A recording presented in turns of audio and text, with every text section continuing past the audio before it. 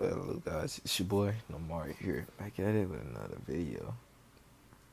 Basically, this story is gonna be what if Naruto was a genjutsu, taijutsu, and kenjutsu master with a little bit of genjutsu, and like she's good at it, but she doesn't specialize in it. In this story, the Namikaze clan would be part kitsune, and since that is the case, there has been only one Namikaze that has the that had like 9 tails. The most have reached 8 tails, and this one I'm gonna be Naruto. I have 10 tails, and the reason why the 9 tail kitsune that is the Namikaze can go back to his human form or anything is due to the Sage's Sixth Path, basically putting the 10 tails chakra in him. He, of course, he asked for permission before he did it, which he did agree due to knowing how dangerous it could be. And well, I'm not gonna say that he is a she. It's gonna be a female Karma, and basically, it's been passed down all throughout the Namikaze clan about what she has done, which is why she is considered uh, the leader of the Namikaze clan. And she also so yeah, the QB attack still goes as cannon, but instead of Minato stealing only half, he steals the whole steals all of Kurama. But not only that, he also basically where Kurama can talk to Naruto and come out the seal to protect her, like basically use um some chakra, because he knows that the village uh would not like his daughter, and he's very sad. But when he did do also is that he sealed some of himself into Kurama. I mean, not Kurama, but into the seal. Kurama will figure this out, and that's when she would basically make it where Minato and Kushina could still be alive in the seal though, so they would train her as well. Now, of course, at first, uh, Minato, he's like, he's a little, he was kind of questioning on like why is he already in the seal. He made it just in case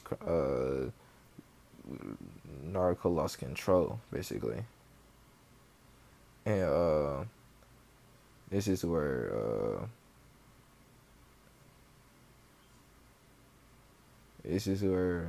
Ruby this is when Kurama then speak up Minato and Kushina. I have given you this chance to still be with your son, even though I don't think it's even though you should not have sealed me, you should have just let me roam around. This is when Minato says, "Well, I didn't want that masked man to come and try to take back over you." And so basically, Minato was kind of forgiven, but not really.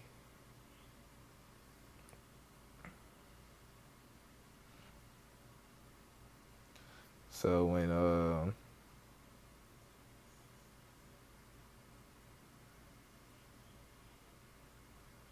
yeah. So when Narcos, of course, of age, that's when she finally meets Minato and Kushina. I'm gonna say at the age of 5, but we're gonna do a time skip to her at the age of 5. Actually, my bad. Time skip age of 5. This is where she's like she had just started sneaking around the village. Now she has also heard about the arts of the like the ninja arts basically, and she really badly wants to be a master in genjutsu, kenjutsu, and taijutsu. So she spends most of her day like reading on chakra theories, and basically just like how strong it is.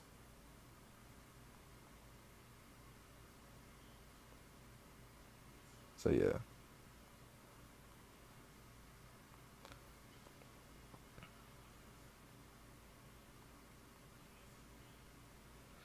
So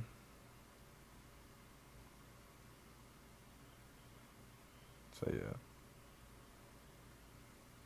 Ruby would then, I mean not Ruby, but Naruto, she would have met her parents, and that her mother had given her ideas for chakra training, since she does that often actually, probably more often than most kids her age, which is very often because no one else really trains like she does.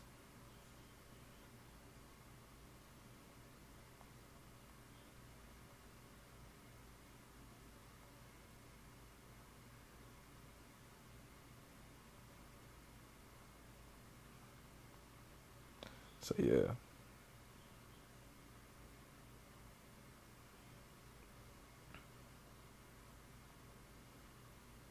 Naruto is also gonna make her. She's gonna be a sensory type ninja as well, which is gonna work out good for her due to not many people gonna want to fuck with a sensory type ninja.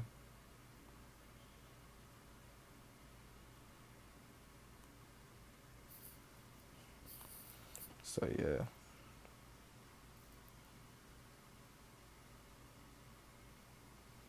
so yeah. Naruto will then ask her parents, like, she would do chakra control, chakra theory, and all of that, while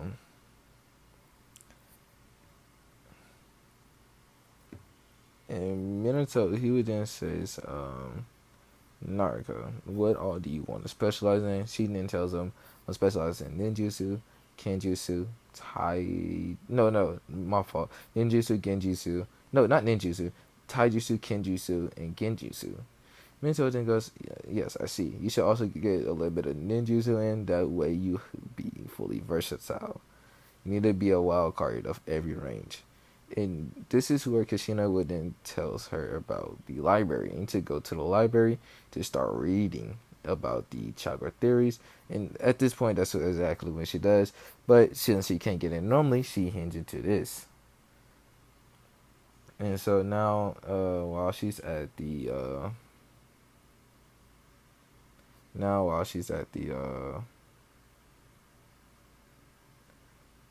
like while she's there, she kind of just sits there basically while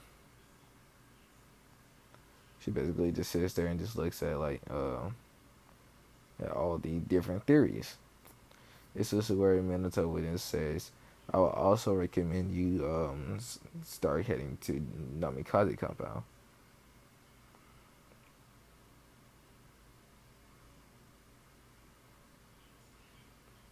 After hearing that, she would start heading there.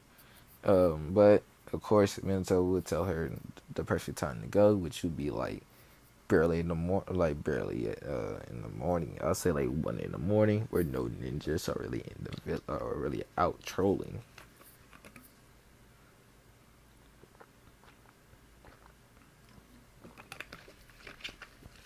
This is when Naruto, she'll start reading more about genjutsu. Like basically, she will start going there to train, because she also knows that since it's behind Hokage Monument, not many people will also be there, which would be a good training spot for her at the Namikaze compound, where they have an underground basement. This basement contains um, scrolls, summonings, and a whole bunch of other things. Now she will see that there is a summoning for tigers, and her style. Now she makes her own style, and she calls it the tiger fist. This has the mockingbird, the I'm gonna say the Hebe style. I'm gonna say the whirlpool fist, the Gokon, and or the strong fist is what it's called also, and a little bit of medical ninjutsu, like medical taijutsu. And it also has a few grapples, which she got from the lion style, which will also have that too.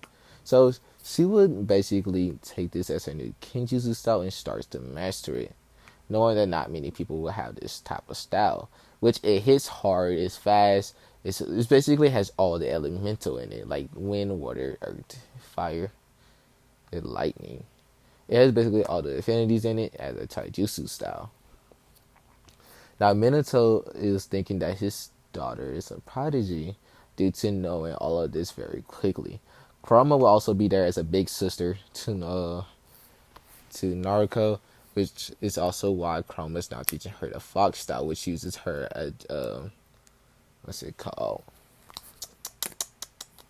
Which uses her like flexibility to do like she does basically like stuff with her legs, like she can wrap her legs and basically flip you around. Just basically stuff like that with her flexibility, and it also mainly uses her legs, and it does a little bit of swings with her arms, but it's mainly mostly like kicks or like holds with the legs. Now, Naruto, she then starts to read about clans, like in the village, in outside the village, which she would then come up against the Kurama clan, which is inside of the Leaf village. Now, Naruto, knowing that the Kurama clan is now very specialized in genjutsu, it's just where she uses her. This is also where she has very good stealth abilities because she was able to sneak in Anbu bases. Yes, literally me, 5-year-old is sneaking into our Anbu base. Yeah. So yeah. Anyways, she sneaks into the Kurama compound, and she will basically have shadow clones. Yeah, she learned shadow clones from her father after showing him that she can't do the regular shadow clones, and that's also due to her being a kitsune. She has a lot more chakra, which means that she will have a lot more chakra control to do. But surprisingly to her, it meant to everybody else that she has very good chakra control. So basically, once they find this out, that's when Minato start training her how to conceal her chakra, which if she really wanted to, which would be one of her special abilities, her chakra can go undetected. And like even if the Byakugan users try to look, basically she'll be invisible to them. They can't see an outline or anything, which will be her invisibility ability. Special ability as a kitsune. She has 2 special abilities, but I'm gonna wait before I tell you the other 2 since they're not gonna be needed. So basically, she'll have a shadow clone, so they'll use her invisibility trait, and so they will basically take they'll read all these girls and basically write them down, and so once she was done, and it basically explains how they do their genjutsu at such a high level. She also read that there's a clan in Iowa called the Shiru. Yeah, I'm gonna say Shiru. And so in the Shiru clan, they have this very strong, they have also strong genjutsu that rivals the Kurama clan, but is much more stronger. And so she would sneak out of the village and into Iowa very easily. Like, not even the gate guards and the ambus can sense her due to, again, her visibility trait. So she would basically sneak in, and this is where she was sneaking to their compound. Now, their compound, of course, has a very pungent genjutsu, but Kurama, of course, being sealed inside her, fluctuate her chakra. But since her trait is going on, they can't feel the chakra pulses.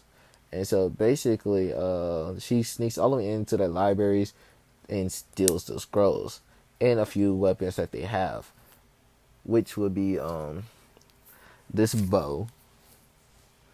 This ninjato is gonna be a duo ninjato. It has basically a blue tip at the end. It's basically all black with a blue tip, and it'll be a duo ninjato. I'm sorry, these pictures are very bad, and also this sword. Why are these pictures bad now? That's weird. Anyways, and she'll come back to the village. Now, when she goes into the village, she'll hinge into this, and she'll basically get this outfit.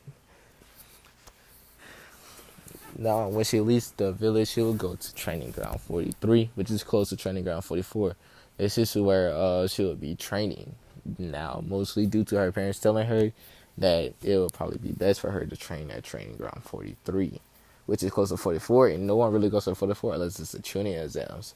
And I would recommend from now on, because she knows, because like they know that she won't be able to get things priced fairly unless she uses a hinge to go into training gun 44 and to take anything that any dead wannabe chunies have. They tell her it might be gross and stuff for now, but in the long run, it will help her in the future. And she's also very good at pickpocketing. And she pickpocketed a bunch of wealthy business people in Konoha, and they didn't even notice. So she has a lot of cash on her right now, plus her inheritance, which her father is not really happy about her pickpocketing and stealing from others, but he also doesn't blame her, and he's actually he's like not happy about it, but he's also like has that side that's also like very protective, and he understands why she's doing it, and it's because they will overprice her, and she's only getting her money back from being overpriced because it'd be the business of those people, which also again makes him now not a problem. Now, as she studies all the scrolls with the shadow clone jutsu, that's when she basically had like, I'm gonna say she has now good chakra control, because even though she doesn't really need it, she still practices the water and tree walking to be very good at it, and to be a very and basically just be able to be what's it called, to be like have her body instantly, like without her really having to pay attention, it just automatically she could do the tree and water walking. And she fights her shadow clones using first her taijutsu, which is her new taijutsu style, and that's where she comes across this lady named Kurenai Yuki. Now Kurenai will see Naruto and be surprised that she's able to do the tree walking exercise, and Kurenai would smile, and she would go up to Naruto. Kurenai would say hello there, and this is where Naruto, she would kind of get shocked a little bit. She would like slip for a second, but she would recatch herself, and she would look back at Kurenai and look kind of scared. This is where Kurenai kind of frowns, and she says, "Hello, I'm not here to hurt you. I didn't really know that you were using this training ground, but I can leave. Or if you just want someone help, I'm a Joni." Naruto, she would look at Kurenai, and then she would kind of, she would kind of relax and nod her head. And this is where Kurenai goes, "So I see you can do the tree walking exercise. Do you know how to do what?" She basically be like, "Do you have a taijutsu style or anything? Or are you a Genin or anything like that?" And this is where Naruto goes, "No, I'm Naruto Uzumaki, by the way." Kurenai would go, "Oh, so this is the QB girl, huh?" This is where Kurenai then says, "Where are your parents?"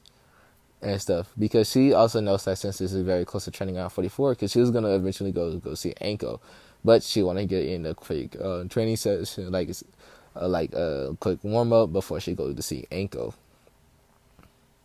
This is where Naruto kind of looks down and be like, "My parents died during the QB attack, and I kind of live on my own." And she kind of, this is where Kurenai frowns and be like, "Where do you live at?" Then she says the red light district. She kind of gets she leaks out a little bit of blood loss, and Naruto kind of flinch, and then she calm back down and she goes, "Why are you leaking blood loss?" Uh, Kurenai will realize she is and stop. She's gonna be like, "I'm sorry, I just don't think that's a place for a young lady to grow up at." And Naruto would nod her head because she has seen a lot of bad things there. This is where Kurenai says, "Well, what if I adopt you? You can live with me." And Naruto, her eyes sparkle for a second. Then she says, "Are you serious?" This is where Kurenai goes, "Yes, I wouldn't mind having a little sister or a daughter. You know what? I think I might just want a daughter." And she would then says, "You can call me Kyle-chan." Or is it Kyle-chan or Kyle-san? I'm going to say Kyle-chan. Yeah. Anyway, Tosan, Kyle-chan. Yeah, anyways, it don't really matter. But Naruto would nod, and basically Kurenai would block figure them to the Hokage. She would see Hiruzen, and Hiruzen would have no one in his office right now. And this is where he will see Naruto and Kurenai walk in. Of course, Naruto is of course, like at first they was fighting because the receptionist didn't want to let Naruto in. This is where Kurenai give her a glare. It did start leaking a little bit of blood loss, which makes the secretary freeze up, and she would watch out. The reason would sense the blood loss, but then go, "What's the matter?" And this is where like Kurenai walks in and says, "Hokage-sama, I was trying to get in the office with me, you, and Naruto, but your secretary was trying to kick Naruto out and saying that you were busy, which I can tell you weren't, and probably was just doing paperwork." And the Hiruzen's like, "Yeah, I was just doing paperwork, but yeah, come in." And so basically, they would come in. They will look at Hiruzen will look at Naruto because he hasn't really checked on her or really seen her in yeah. And he'd be like, "So Naruto, what are you doing not in the orphanage?" This is where Naruto would kind of get a deathpan look and be like, "You didn't know 3 years ago I wasn't in the orphanage." This is where Hiruzen goes. So where have that money has been going to? I'm gonna make it where Hiruzen has not given her allowance. If I did say that he was, I'm gonna take that back now. And then he'd be like, "So you haven't been getting money?" Then, he goes. Then she goes, "Yeah, I have not got any money from you. I literally have to pickpocket people, but it would be the people that overcharged me anyway, or from the people or from the bodies I found in the tuning after the tuning exam." Haruzen then goes, "What do you mean?" "Yeah, I went to the forest of death." And then Haruzen and Kurt are like, "Wait, what?" "Yeah," and she goes, "Yeah. The forest of death is not such a bad place to me, anyways. The animals kind of fear me because a kitsune has a much more dangerous sense. So all snakes and other animals kind of just know to back the fuck off." And so yeah, she then walks over to a chair and takes a seat. And this is where Kurt also takes a seat, and then Kurtai goes, "Hokage-sama, I would like to officially adopt Naruto Uzumaki." Of course, Hiruzen at first was shocked, and then he has a soft smile. Then he goes, "Sure thing, Kurenai. I'm gonna do the paperwork myself, due to knowing that the civilian council would try not to let this happen. And now, since I know that she's not in the orphanage, I'm gonna have a few of my umbus go and do some things." This is Naruto then goes, "Oh yeah, in GG." She Reason goes, "Yeah, I know why I'm hated in this village. I know who my parents are."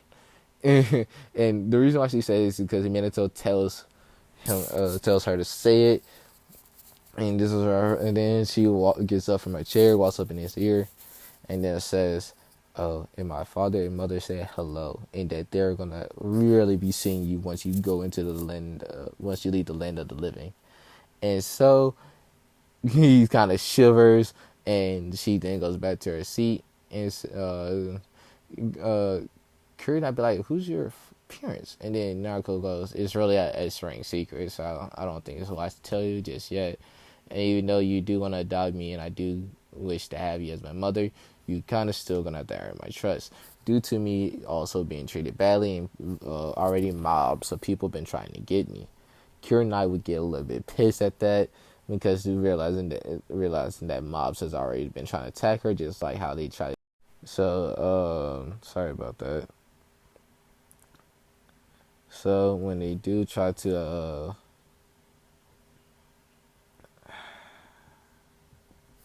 I really need to start putting on Do Not Disturb. Alright, my bad, guys.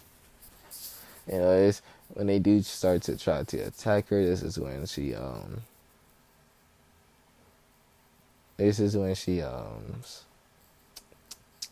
like she would basically vanish from their sight because she would run at her top speed, including with Chrono Chakra into her legs, and she would basically disappear, which is pretty fast due to her Namikaze and Uzumaki blood. I'm gonna make Uzumaki not only known for their genjutsu but also for their speed. So yeah.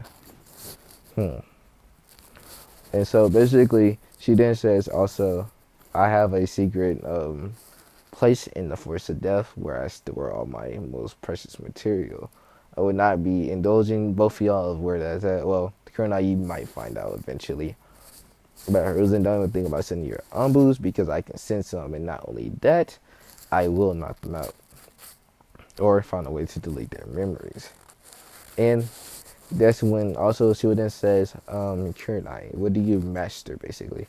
This is where Kunai says, "Oh, I'm a genjutsu master."